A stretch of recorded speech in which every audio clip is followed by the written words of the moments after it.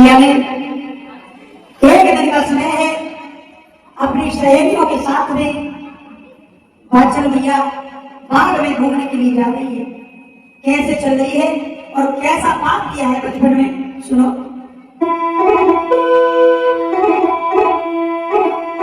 सहेलियों को साथ में लेकर के चली,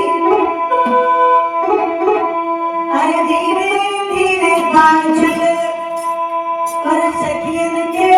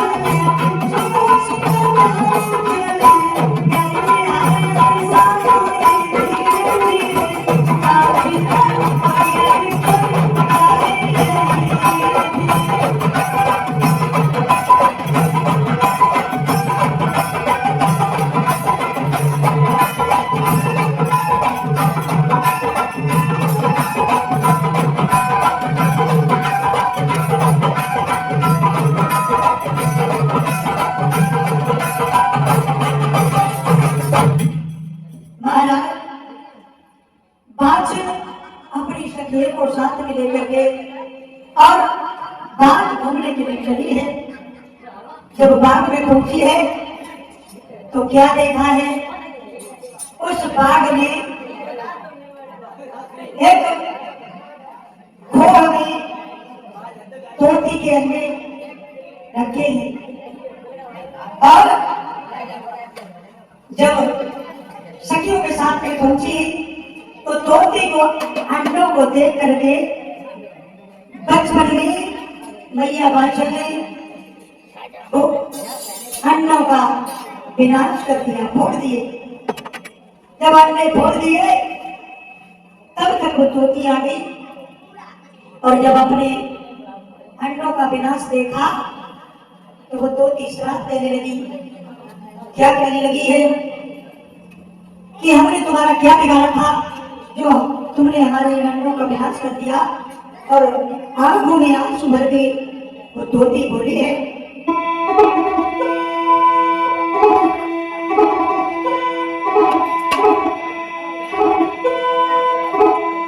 कि फूटे अंडा देखी रोई गई वहां पर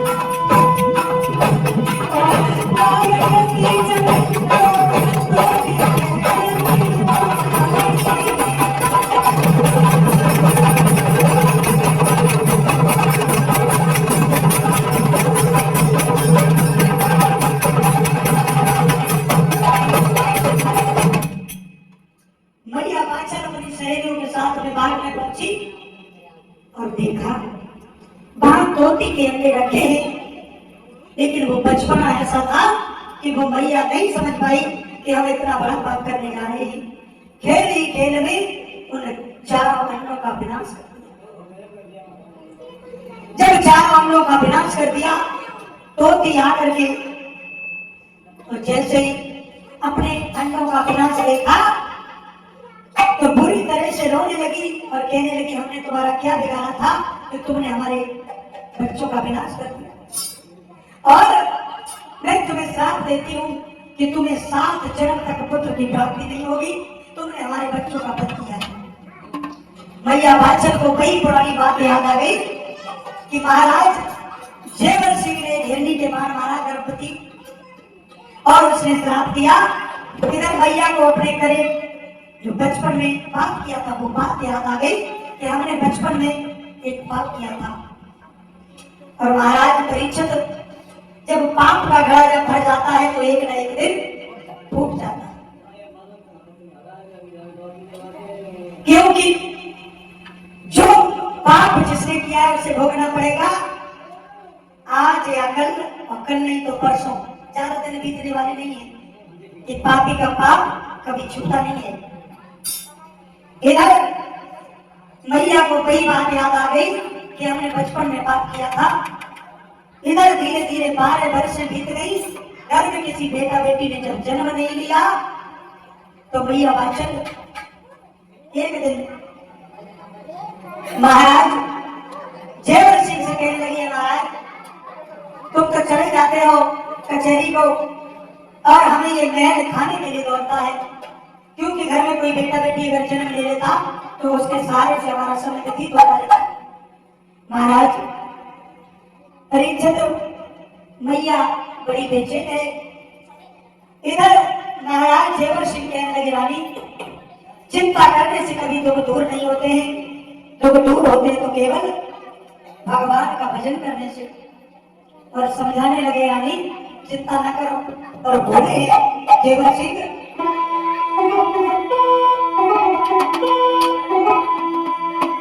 कि ये चिंता पूरी चिंता से है और को निर्जीव बनाती है।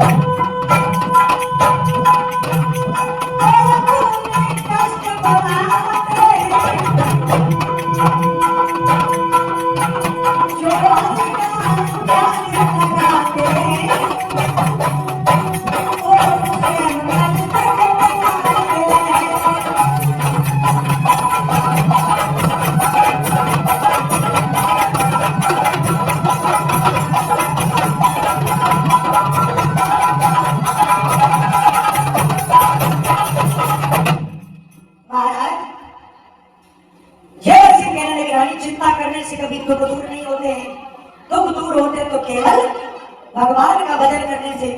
चिंता जो लोग करते हैं, चिंता करने से उम्र घटती है और भगवान का भजन करने से कष्ट दूर होते हैं। तो रानी कहने लगी कि महाराज तुम कचहरी के लिए चले जाते हो, लेकिन हमें ये महल खाने के लिए दौड़ता है। महाराज देवर्षि कहने लगे रानी धैर्य धारण करो, एक न एक दिन बाल ब्रह्म प्रवेश जरूर सुनेगी। धीरे धीरे समय व्यतीत होने लगा।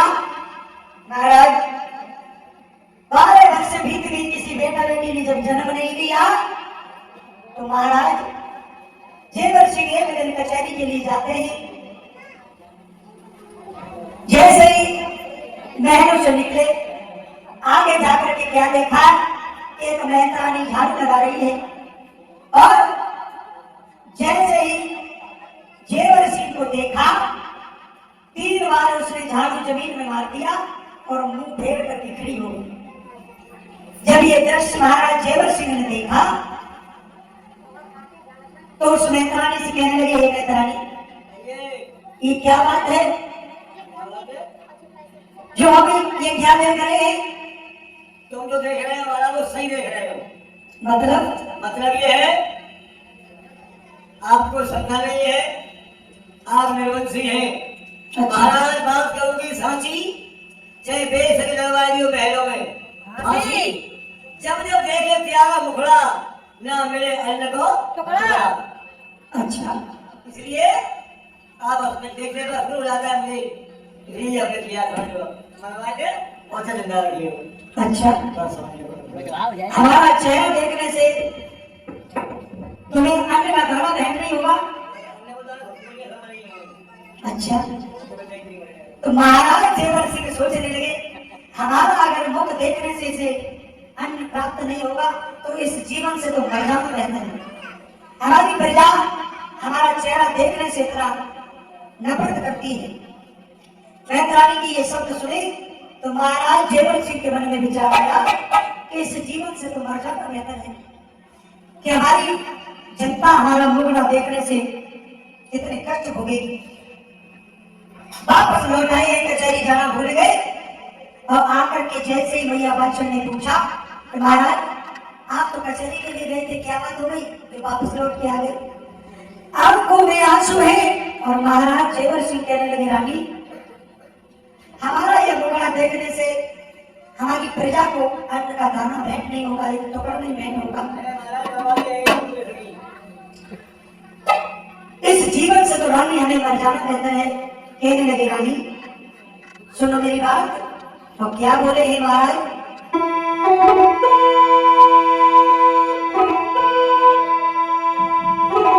अरे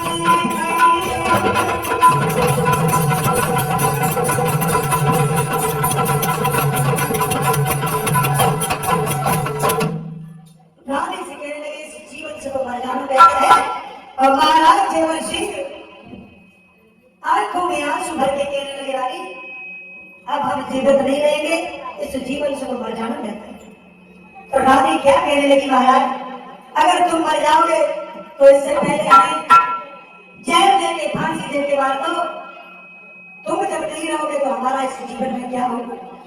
हम जिंदा रह के क्या करेंगे? रानी क्या बोली है महाराज? हमारी कर्म की खोटी है तो हमारे पेट में पत्थर पड़ गए जो हमें एक पत्थर को जन्म नहीं दे सके और हमें सब बाज कहते हैं, तुम्हें निर्वंशी कहते हैं, सब कसूर तो मेरा है महाराज। कोई कसूर नहीं है। ऐसा करिए, हमारी बात मानते हो? राजन सुनो हमारी बात, इन महल के बीच पति चल दो कर जोरू। राजन मन में उठे रहो चाओ, क्या इन महल के बीच पति तुम करा दूसरा। महाराज, अगर हमारी कुछ ऐसे कोई संतान नहीं हुई है, देखो महाराज ने की शादी की हाँ तो उनके 4 पुत्र पैदा हुए।